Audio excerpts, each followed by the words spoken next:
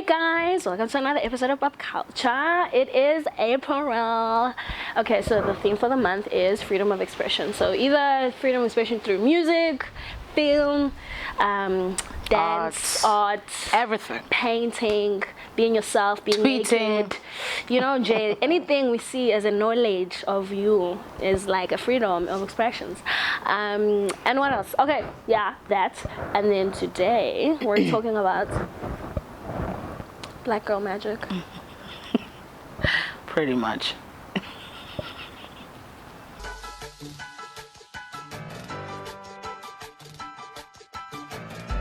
I just feel like to a certain extent, right? Okay. Right now, it's because obviously, fine, whatever it's been saying, you know, people are woke, whatever.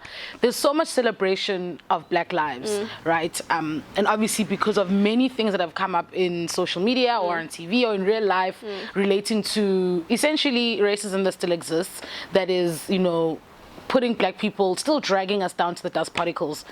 Through the filth. Pretty much. And so now it's just like this wokeness that's just like, I love my Black skin, I love my Black hair, I love my hairline, I love me. And it's just like, for me, it's like, I'm excited, but in the same breath, I'm also like confused by it. What's confusing? Because on the one end, we are just like, let's love one another.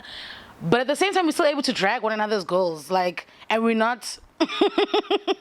and we're not fully in support. So like there's conversations on the one side that's like, Black girls rock, Black girls empowerment, whatever. Like, I mean, the DJ who basically did the Black Girls Rock Awards, I forgot what was her name now. And Tracy Ellis and you know all those people. Yeah, but anyway, the lady, she basically owns Black Girls Rock as the company, and they do some amazing like Black women empowerment, the awards. Yeah.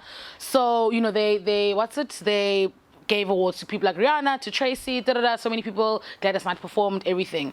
That's very, you know, empowering, and those are the conversations, and there's been, you know, a lot of events with Nomzam and all these many celebrities. But then on the one end, there's this whole other people who are conversating about how, as women, we don't support each other enough. So I'm just like, it confuses me. Are you confused by the people that like that society where I mean, you know about it, but you're still like, ooh, your edges ain't laid, or you're fat and you don't conform, or... The confusion is that. Then there's also the confusion of the fact that why did it take, how do I put it? Why would it take, I don't want to say terrible things in society, but why does it take stuff like racism and like harsh things that happen to Black people for us to start to love ourselves? Why wouldn't we loving ourselves from not that we weren't, why wouldn't we publicly loving ourselves and shouting about it from the beginning? Because obviously we weren't allowed to. I think it's... Well, by weren't allowed to, what do you mean? As in, I'm not talking 1994 I don't mean, or before 94. I'm talking like as in 2016. I think how the movement is now spreading across, like, is going viral, is that there are more means to like either media, and we're allowed to have access to those things. When I say allowed to, I don't mean like it was a rule, like you have to hate yourself, rule number 3. I mean as in like, you know... Do you mean like the platforms for us to talk about platforms it? And in your mind, like, you know, the like Bantu Biko saying you must, you know, Black consciousness. Uguti, as the Black man, regain your dignity, and be yourself. Do you know what I'm saying? That is a form of like a Black girls rock on another like level. Sure. And when I mean we weren't allowed to, there were never things that were showing you people like you that are doing big things. Sure. Apartheid news was showing you that you must have a dompas and you must do this, and news that we were...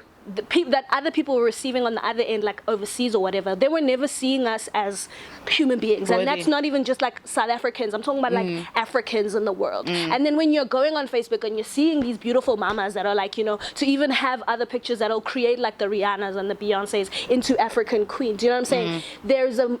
You're getting things that are showing you or being African or being like darker skinned is okay. Powerful, you know what I'm saying? So like even with Chimamanda, when she speaks and she's like, the reason why she started writing not sometimes, but like a thing that that made her encourage her is because she wasn't seeing things that she was seeing that were like her. Yeah. So essentially that's what I'm saying. There was nothing that represented us in a good light.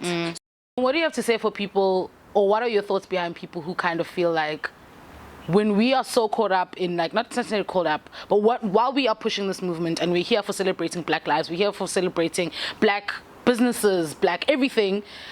And then there are those people who are always on some, it kind of comes off as if we are now bashing white people, or we bashing colored people, or we bashing Indian people. Pro-black is not anti-white. And that's a thing that's been retrained. It's a line, it's a term.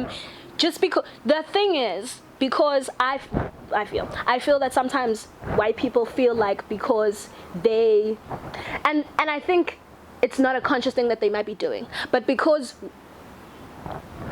I don't know, like I don't want to say by default, but since you're so used to seeing yourself as an example, when something else is, it's weird. Yeah. So therefore, you think then you're interpreting it as like, automatically bad. Yeah. Like, no. If I am going to say Unwabisa is beautiful and therefore there's 3 of us and you haven't said that she don't like her. No, it's just not that. Do you know what I'm saying? I think whenever I don't automatically go race wise. I just think that when something is not about you, you're hacked. Yeah. If you're so used, if you're the Beyonce of the group, and this time the guy came and he was like, and it's not you, you're hacked. Yeah. Also, my thing is to also the point that I guess that you made about the fact that that black empowerment doesn't necessarily mean which it's white bashing. For us, obviously, it's and I think there's also something that's very refreshing about being able to also just talk about black people in a way that's just like, where I consider the restaurants, I'm just like, oh my gosh, I'm actually comfortable, because I've got very tired of whispering. I just got very tired of whispering in restaurants where I'm just like, white people. It's exhausting, and more so because it's just like there's nothing wrong in saying black people, white people, colored people, whatever. That's just the term of, I guess, identification of some sort. But now we're in a movement where people are getting comfortable about talking about black lives in positive things, and even if it's in negative things, but just talking about race and not necessarily feeling like, let's talk about this thing or whatever. And I think even now, just seeing things like Black Girls Rock and like melanin trending and all those kinds of things, it's exciting and it's cool just to see people loving who they are.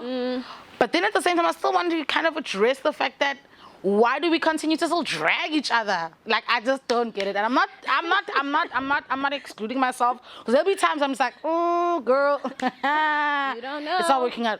But I think it's just counterproductive to the movement sometimes. But I think we can't. It's a process. We're not gonna get it right. We can't be like today, yo, pro gals, woo, woo, woo, woo, and then tomorrow not be like hacked at the fact that they are side chicks and that do you know what I'm saying? It's like it's a life. It's it's still society. At the end of the day, like siyazama, sizamupusha, we wanna be positive. Hashtag. But Black Lives Matter, Black Girls Rock, Black Men. Zaddy. Guys. Hi, can phone. Anyway, okay? And phony and Shelly. Y'all ain't. Let's collab. I'm back. Black girls.